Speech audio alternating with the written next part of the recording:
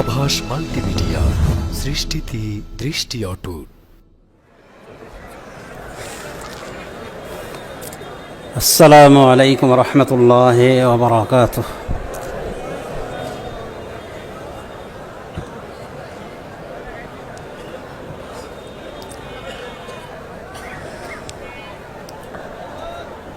إن الحمد لله نحمده ونستعينه ونستغفره ونعوذ بالله من شرور أنفسنا ومن سيئات أعمالنا من يهده الله فلا مضل له ومن يضلل فلا هادي له وأشهد أن لا إله إلا الله وحده لا شريك له وأشهد أن محمدا عبده ورسوله أما بعد فإن خير الحديث كتاب الله وخير الهدي هدي محمد صلى الله عليه وسلم وشر الأمور محدثاتها وكل محدثة بدعة وكل بدعة ضلالة وكل ضلالة في النار. أعوذ بالله من الشيطان الرجيم.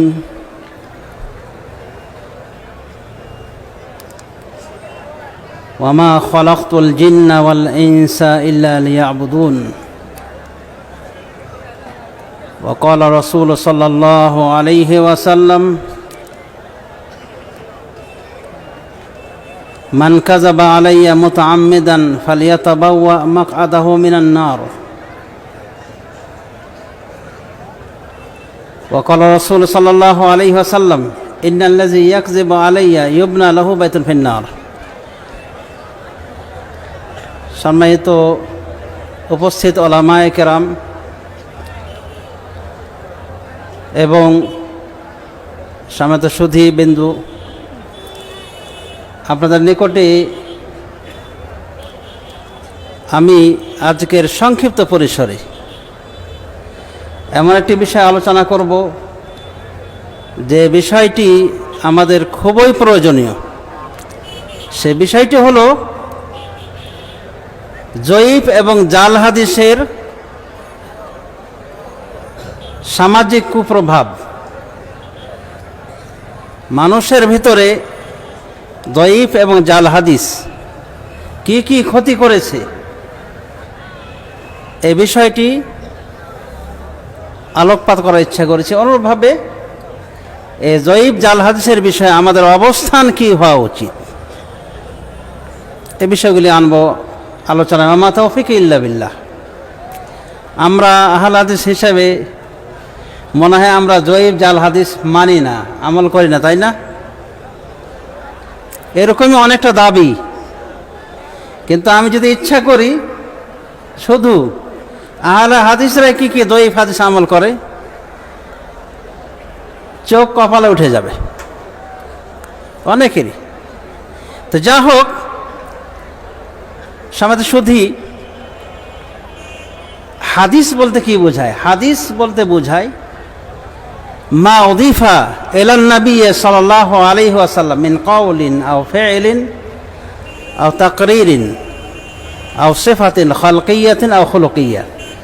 হাদিস ওটাকে বলা হয় যা রাসূলুল্লাহ সাল্লাল্লাহু আলাইহি ওয়াসাল্লামের দিকে সম্পর্ক করা হয়েছে। সেটা কথা হতে পারে, যেমন ক্বালা রাসূলুল্লাহ সাল্লাল্লাহু আলাইহি ওয়াসাল্লাম, রাসূলুল্লাহ সাল্লাল্লাহু আলাইহি ওয়াসাল্লাম বলেছেন মান কাযাবা আলাইয়া মুতাআম্মিদান ফালিয়াতাবাওয়া মাকআদাহু মিনান নার। আবার ওটা কর্ম হতে পারে, মানে কোনো কাজ করেছেন রাসূলুল্লাহ সাল্লাল্লাহু আলাইহি ওয়াসাল্লাম, সাহাবারা দেখেছেন এবং সেটা বর্ণনা দিয়েছেন, সেটাও একটা হাদিস। অনুরূপভাবে রাসূলুল্লাহ সাল্লাল্লাহু আলাইহি ওয়াসাল্লামের সামনে কোনো কিছু করা হয়েছে, রাসূল সাল্লাল্লাহু আলাইহি ওয়াসাল্লাম প্রতিবাদ করেননি, ওটাও একটা হাদিস।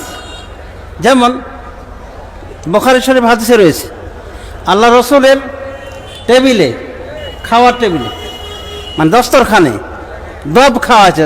দব হলো একটা প্রাণী, ওটাকে আমরা সান্ডা বলি বা অনেকে গই সাপও বলে। তো যা হোক, দবের সাথে গই সাপের মিল আছে কিনা সেদিকে যাচ্ছি না, কিন্তু এই জাতীয় প্রাণীটাই আরবে খাওয়া হয়, খুব সুস্বাদু খাবার ওদের নিকটে, ওটা ওরা ভুনা করে খায়।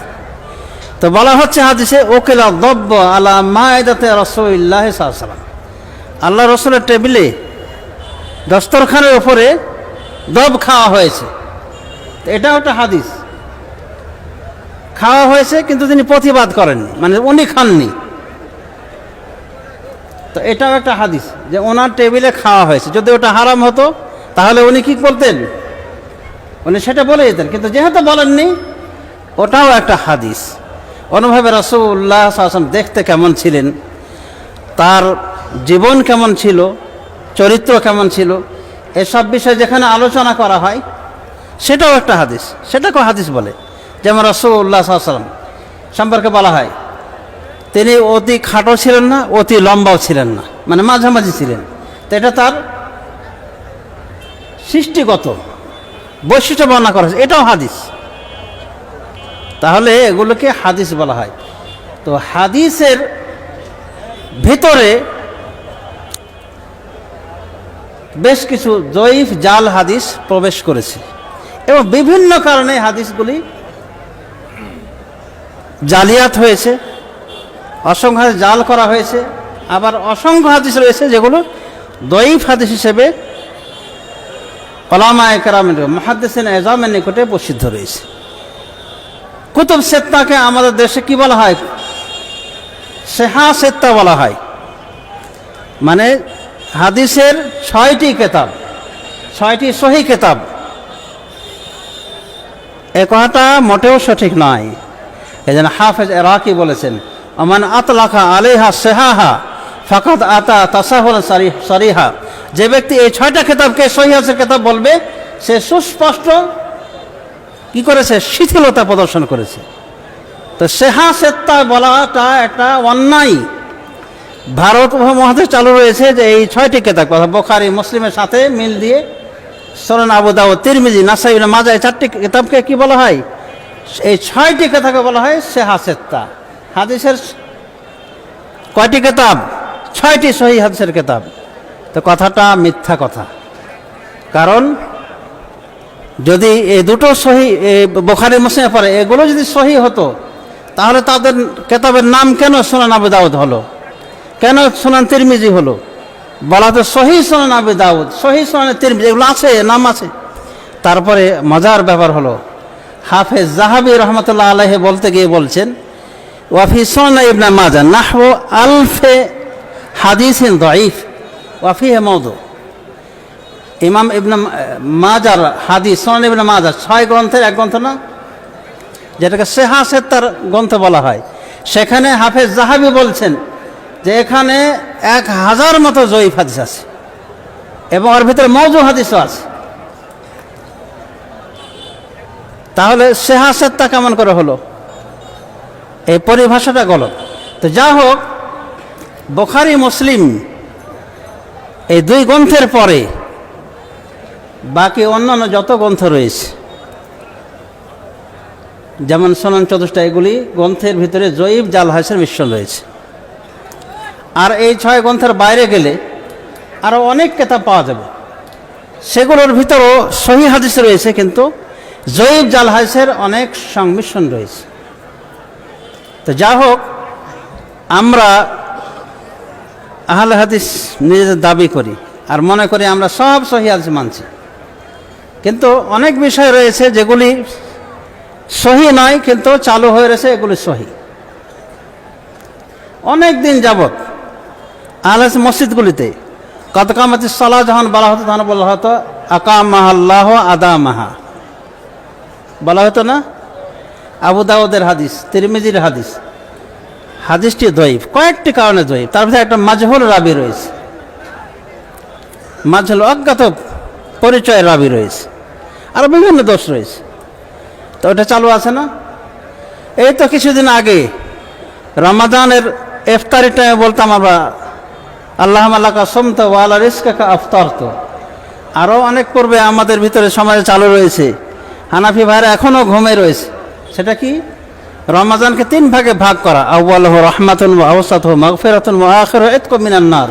রমাদানের প্রথম দশক রহমাত, দ্বিতীয় দশক মাগফিরাত, তৃতীয় দশকে নাজাত। এই হাদিসটাকে ইবনে আবি হাতিম মুনকার বলছেন, মানে একটা কঠিন গর্হিত হাদিস। মানে এটা হাদিস তো দঈফ, সাথে সাথে সহিহ হাদিসগুলির বিপরীত। মানে রমাদানের প্রথম দশকে রহমত, দ্বিতীয় দশকে মাগফিরাত, তৃতীয় দশকে নাজাত, এর প্রত্যেকটি কথা মানে মিথ্যা প্রতিপন্ন হয় যদি ভালোভাবে চিন্তাভাবনা করা হয়। কারণ রমাদানের প্রথম দশক রহমত, দ্বিতীয় দশক রহমত হয় না, হতে পারে না। হচ্ছে এটা সহিহ হাদিস বিপরীত। সহিহ হাদিসে এসেছে ইজা দাখালা আউয়াল রাত মিন রমাদান ফুতিহাত আবওয়াবুর রাহমা, যখন রমাদানের প্রথম রাত প্রবেশ করে তখন রহমতের দরজাগুলি খুলে দেওয়া হয়।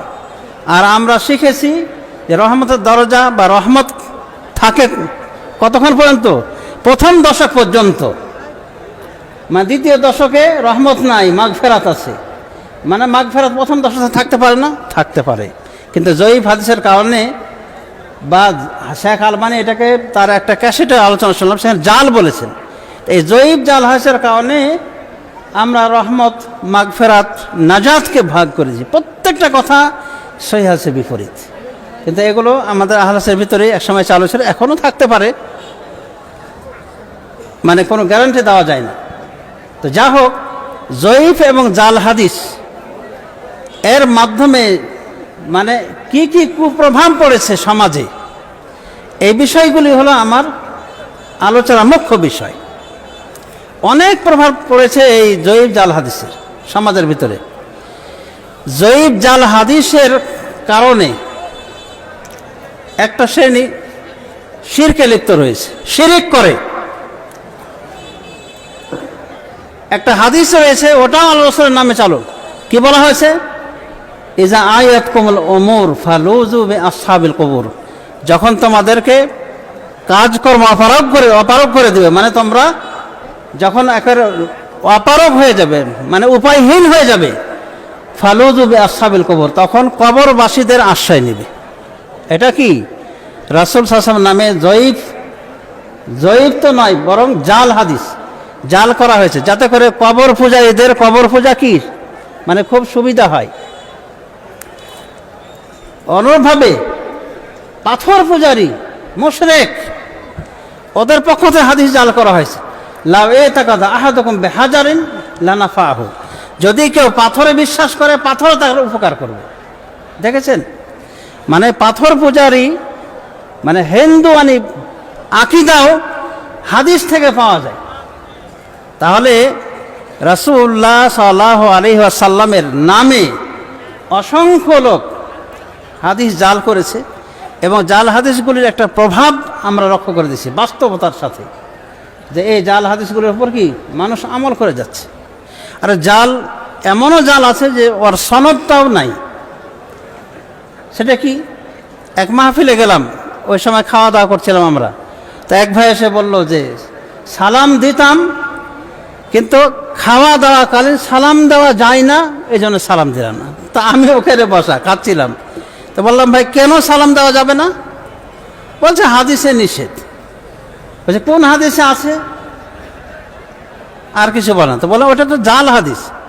তবে একটা জালিয়াত কথা, মিথ্যা কথা তার উপরে আমল হয়ে আসছে, যে এটাই হাদিসের শিক্ষা। লা সালাম আলা আকিলিন, একটা হাদিস রয়েছে, হাফেজ মোল্লা আলী কারি একজন হানাফি বিদ্বান, তিনি বলছেন লা আসসালাহু, এর কোনো ভিত্তি নাই। মারফুয়ান, মানে আল্লাহ রাসূলের হাদিস হিসেবে কোনো ভিত্তি নাই। এটা মিথ্যা কথা, বাজে কথা, তার উপরে কি এর উপর আমল হয়ে আসছে।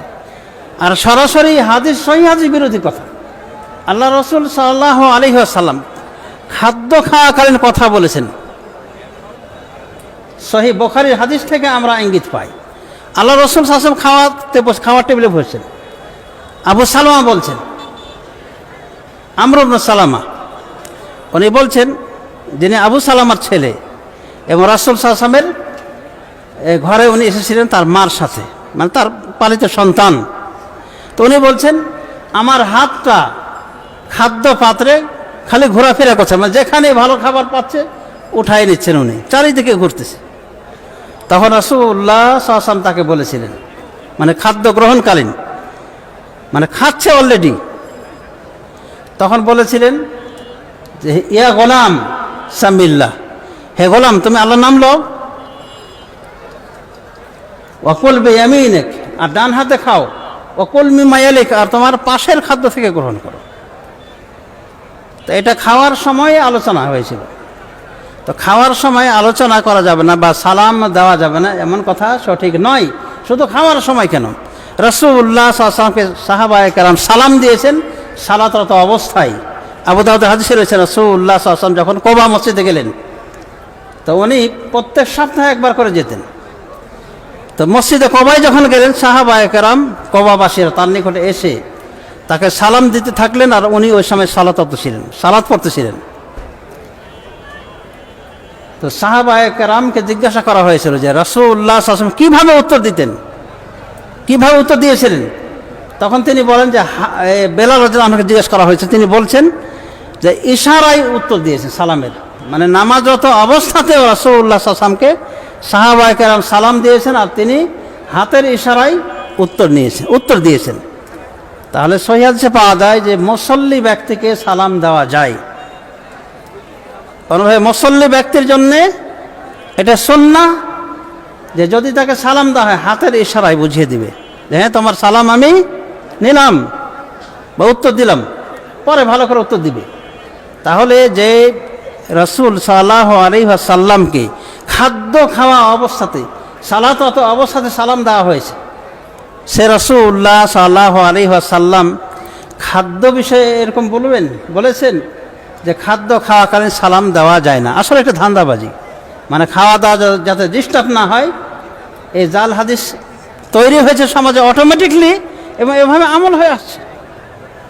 এরকম অসংখ্য হাদিস রয়েছে যেগুলি জয়ীফ এবং জাল হাদিসের পর্যায়ভুক্ত এবং সহিহ হাদিস বিরোধী। কিন্তু এর অর্থ এ নয় যে রাসূলুল্লাহ সাল্লাল্লাহু আলাইহি ওয়াসাল্লামের হাদিসগুলি সবই জাল হয়ে গেছে, না।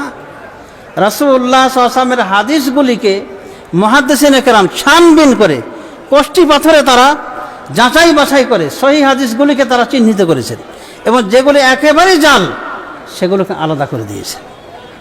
এই জন্য দেখবেন জাল হাদিসের কেতাব, মানে পুরো কেতাবটাই জাল হাদিসের সমাহার। এটা কিভাবে মুহাদ্দিসিনে কেরাম উদ্ঘাটন করলেন? এটা তারা হাদিসকে চেনার যে মাপকাঠি, জাল হাদিস চেনার যে মাপকাঠি,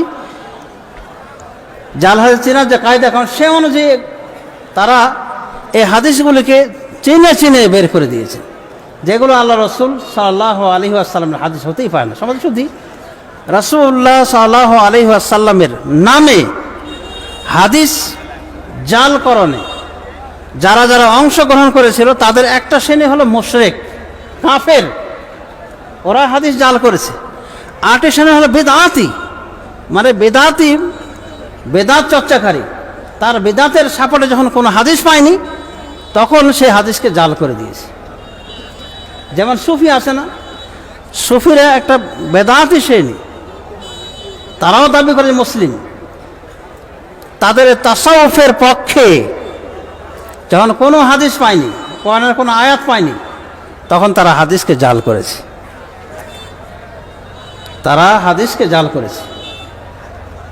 সে জালিয়াতি হাদিসগুলি সংরক্ষিত রয়েছে জাল হাদিসের কেতাবে।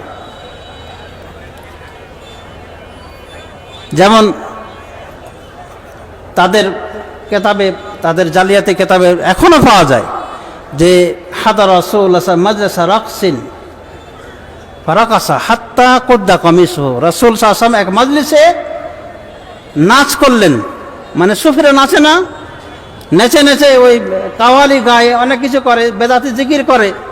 তো এগুলো প্রমাণ করতে যে এক সুফি জাল করেছে হাদিস, সেটা হলো যে রাসূল সাল্লাল্লাহু আলাইহি ওয়াসাল্লাম এক মজলিসে হাজির হয়ে তিনি নিজে নাচ করেন, মানে সুফি ডান্স দেন, যার ফলে তার জামাটা ছিঁড়ে গিয়েছে, নাউযুবিল্লাহি মিন যালিক। তাহলে এক শ্রেণী বেদাতি হাদিস জাল করেন অংশ নিয়েছে। অন্যভাবে হাদিস জাল করেন অংশ নেওয়া হয়েছে বিভিন্ন রকম উদ্দেশ্যের লোকদের পক্ষ থেকে। যেমন একজন বেগুন ব্যবসায়ী, বেগুন তার চলে না, বাজারজাত হয় না, তখন সে হাদিস জাল করে, আল বাজিনজান ফিহে শেফাউন মিন কুল্লি দা ওয়ালা দা ফিহে, বেগুনের সব রকম চিকিৎসা রয়েছে, সব রকম রোগের চিকিৎসা রয়েছে, এর ভিতরে কোনো রোগ নাই। আসলে কি ঠিক? এটা হলো বেগুন ব্যবসায়ের জালিয়াতি হাদিস। অনুভবে দেখা গেছে ডাল ব্যবসাকারী, সেও একটা হাদিস জাল করেছে। বলছে আলাইকুম বিল আদাস, তোমরা বেশি বেশি ডাল খাও, ফাইন্না কুদ্দাস আলা লিসানি সাবঈনা নবিয়্যা, কারণ এই ডালকে 70 জন নবীর ভাষায় পাক পবিত্র বলে ঘোষণা দেওয়া হয়েছে, ডালের এত পবিত্রতা। তাহলে দেখা গেছে এক শ্রেণী ব্যবসায়ী তার ব্যবসাকে চালানোর জন্য হাদিস জাল করছে রাসূলুল্লাহ সাল্লাল্লাহু আলাইহি ওয়াসাল্লামের নামে। আমাদের সমাজে এই জয়ীব জাল হাদিসগুলির যথেষ্ট প্রভাব লক্ষ্য করা যায়। সেটা যদি শিরক সাপোর্টকারী হাদিস হয়ে থাকে, দেখবেন যে ওই হাদিসগুলো এখনও মুশরিক পার্টি যারা শিরক চর্চা করে, কবর মাজার পূজারী যারা, ওই হাদিসগুলো কাজে লাগায়। যেমন কবরবাসীর নিকটে চাওয়া, এই যে আয়াত কোন ওমর ফালুজ আসহাবিল কবর, যখন তোমাদেরকে কোনো কিছু অপরাধ করে দেয় তখন তোমরা কবরবাসীর আশ্রয় নেবে। এখন আমরা লক্ষ্য করে দেখি কাদেরই যারা, তাদের একজন বলছে যে সব কিছু আল্লাহর কাছে চাইতে হবে, পীর বাবার কাছে চাও, পীর বাবার কাছে সৌদি যাও, টিকিট চাও, টিকিট দিবে পীর বাবা। নাউযুবিল্লাহ মিন যালিক। তাহলে এই জাল হাদিসের একটা বিরাট প্রভাব পড়েছে মুসলমানদের ভিতরে।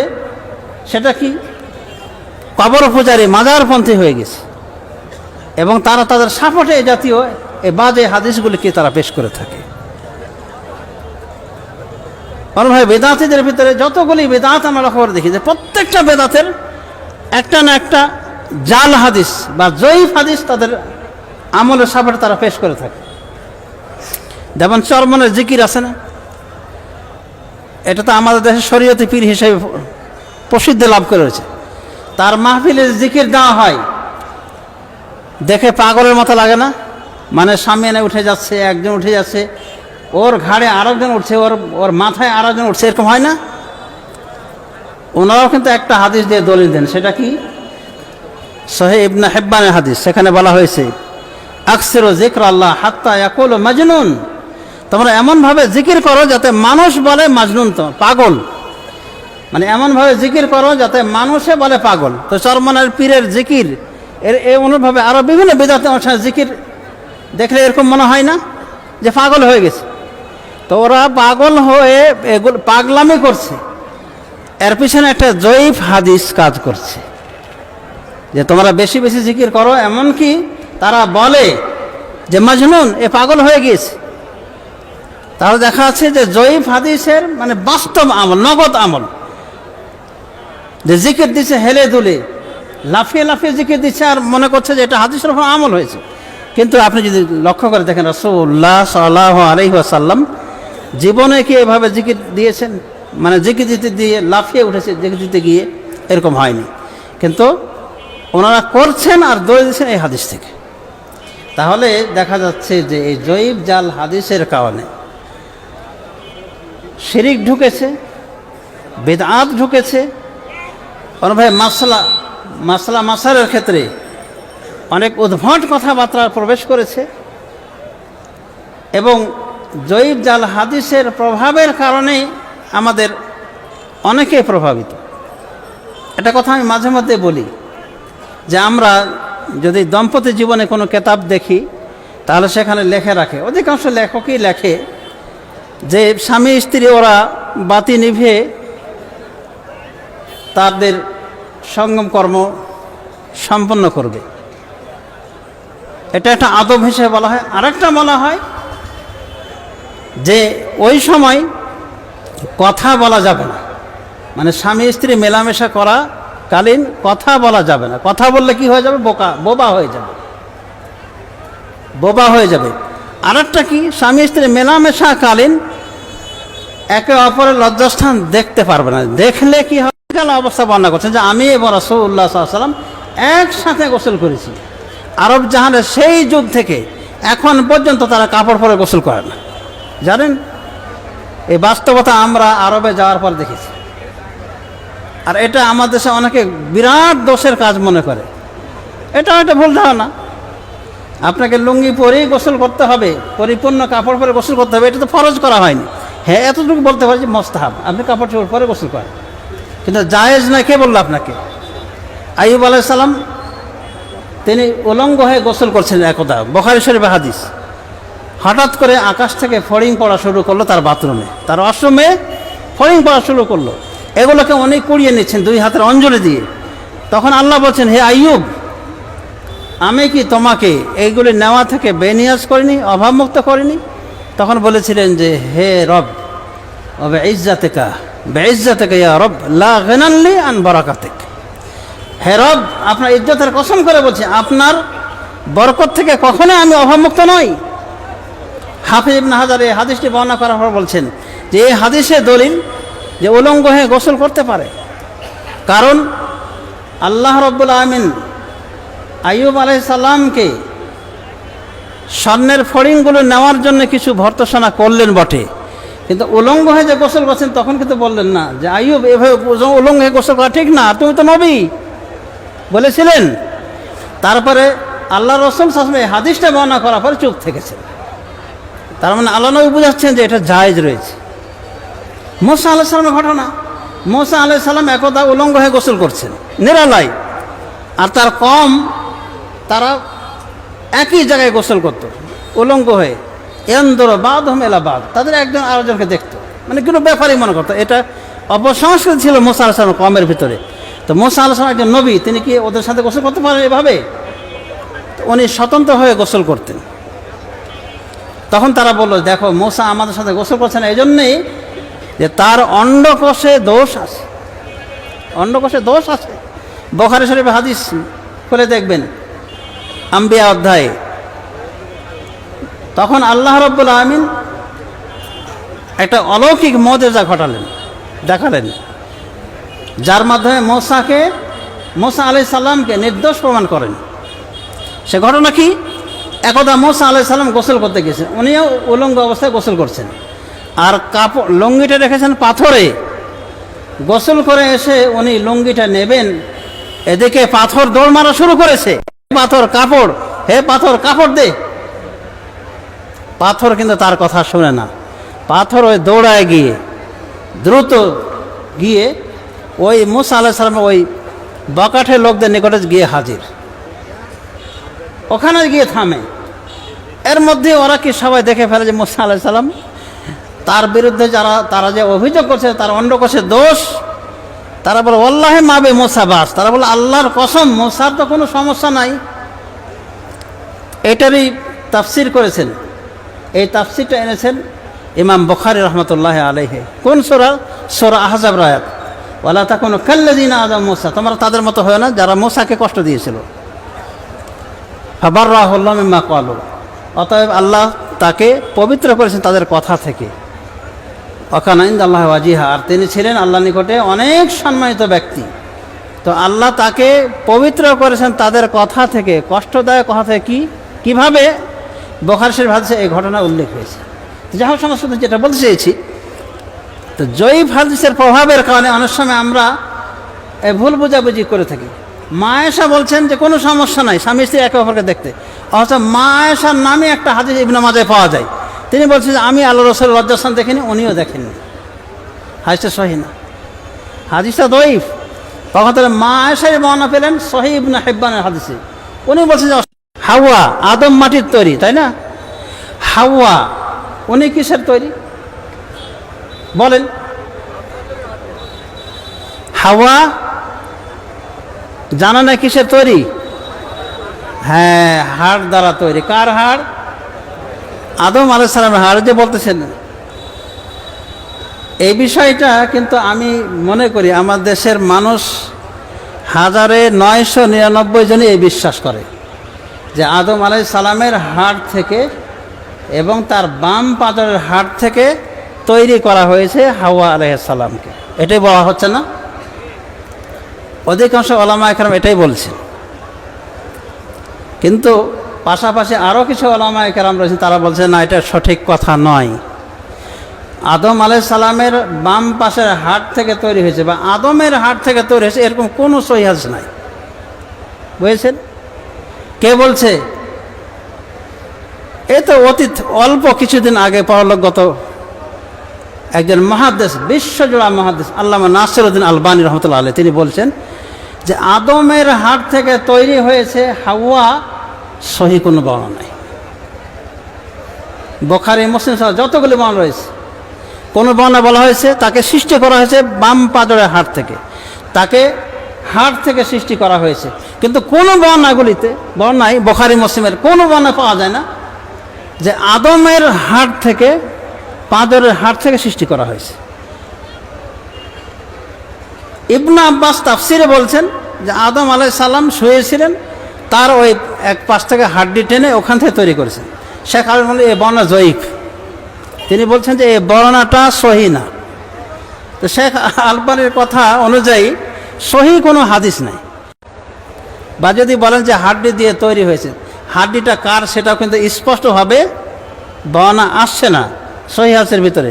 ইবনে আব্বাসের বর্ণনাকে জয়ীফ বলা হয়েছে। তো যা হোক, এরপরও আমরা উড়িয়ে দিচ্ছি না মানে এই তাফসিরকে যে আদমের পাঁজরের হাড় থেকে তৈরি হয়েছে, যেহেতু ওলামায়ে দ্বীন বলেছেন, অনেক ওলামায়ে দ্বীন বলেছেন। কিন্তু শেখ আলবানির গবেষণা হলো এটা যে সহি কোনো হাদিস পাওয়া যায় না, সহি কোনো হাদিস পাওয়া যায় না। তো যা হোক, সমাজে অনেক কথাই রয়েছে আমাদের নিকটে, যে কথাগুলি মনে হয় যে কোনো সন্দেহ নাই এটাই সঠিক, বাকিটা বেঠিক, এটা সঠিক না, এরকম আছে অনেক কিছু। আমরা আহলে হাদিস হিসেবে প্রত্যেক দুই রাকাত বিশিষ্ট নামাজও আমরা কি তাওয়ারুক করি, মানে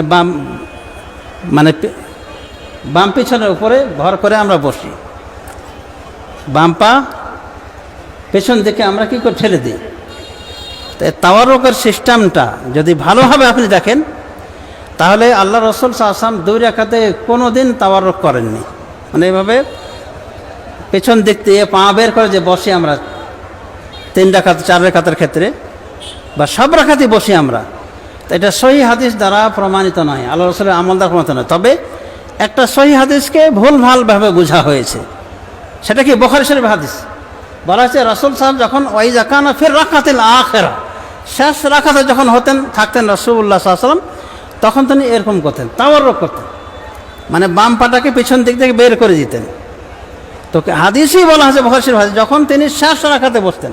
এর আগে বলা হয়েছে যখন তিনি দ্বিতীয় রাকাতে বসতেন, তখন ডান পা খাড়া রাখতেন, বাম পাকে বিছিয়ে দিতেন। তো এই হাদিসটা সহিহ বুখারী হাদিসটা প্রমাণ যে এটা 4 রাকাত বিশিষ্ট সালাতের ক্ষেত্রে। এই জন্য এক শ্রেণীর মুহাক্কিক ওলামায়ে কেরাম বলছেন যে এই ইফতারাশটা হবে 3 রাকাত বা 4 রাকাতের ক্ষেত্রে। আরও কিছু ওলামায়ে কেরাম বলছেন যে 3 রাকাত বিশিষ্ট নামাজ মাগরিবের ক্ষেত্রে কোনো কিছুই পাওয়া যায় না রাসূলুল্লাহ সাল্লাল্লাহু আলাইহি ওয়াসাল্লাম থেকে। তবে ওই হাদিসের উপর ভিত্তি করে, যেহেতু এটা শেষ রাকাত, করতে পারে। কিন্তু যে নামাজের বৈঠকই একটা, এই নামাজের তাওয়ারুক করাটা রাসূলুল্লাহ সাল্লাল্লাহু আলাইহি ওয়াসাল্লাম সুন্নাহ নয়। কিন্তু আমরা আহলে ভাইরা হাদিসের ওপর আমল করতে গিয়ে আমরা অনেক সময় হাদিসের ওপর আমলের নামে এই আমলটা আমরা করে থাকি, যেটা মোটেও সঠিক নয়। ভালো করে গবেষণা করে দেখবেন, ইমাম শাফি রহমাতুল্লাহ আলাইহি এটার পক্ষে গিয়েছে। তবে উনি বসে প্রত্যেক রাকাতে তাওয়ারুক হবে, প্রত্যেক 2 রাকাত পর, মানে 2 রাকাত পরও তাওয়ারুক, লাস্টেও তাওয়ারুক। ইমাম আহমদ বিন হাম্বল বলছেন যে না, 3 রাকাত 4 রাকাত বিশিষ্ট নামাজে শুধু তাওয়ারুক রয়েছে, 2 রাকাতে তাওয়ারুক নাই, এবং এটাই তুলনামূলক সঠিক, হকের অনুকূল। কিন্তু আমরা আহলে হাদিস হিসেবে আমাদের মধ্যে কি আমল চলে আসতে তো আসতেই আছে, এর কোনো আর মানে মাইড নাই, মিস নাই। তো যাই হোক, এই মাসআলাটা আমাদের সমাজে চালু রয়েছে। তবে এটা সহিহ হাদিসের একটা ভুল ব্যাখ্যা। বরং মুসনাদ আহমদ হাদিসে রয়েছে রাসূলুল্লাহ সাল্লাল্লাহু আলাইহি ওয়াসাল্লাম তাওয়ারুক করতে নিষেধ করেছেন, তাওয়ারুক করতে নিষেধ করেছেন। শেখ আলবানী বলছেন যে এই তাওয়ারুক নিষেধ করা হয়েছে, তার মানে হলো 2 রাকাত বিশিষ্ট সালাতে তাওয়ারুক নাই। মুসনাদ আহমদ হাদিসে তাওয়ারুক করতে না করা হয়েছে। তাই না সূচক হাদিসটা কোন জায়গায় লাগাবেন, সেটা হলো 2 রাকাত বিশিষ্ট সালাতের ক্ষেত্রে। আশা করি বুঝতে পেরেছেন।